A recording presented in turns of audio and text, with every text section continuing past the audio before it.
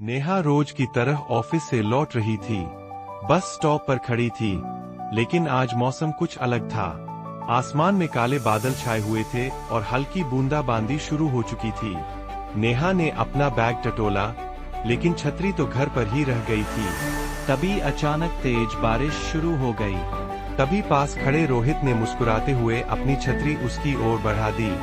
नेहा ने हल्की झिझक के साथ उसकी छतरी का सहारा लिया। बारिश की हल्की फुहारें उनके चेहरे को छू रही थीं और ठंडी हवा में एक अजीब सी सुकून भरी खामोशी थी। आप रोज यही बस पकड़ती है? रोहित ने हिचकिचाते हुए पूछा। जब तक बस आई, बारिश ने दोनों के दिलों में भी एक नए एहसास की बूंदें बरसा दी।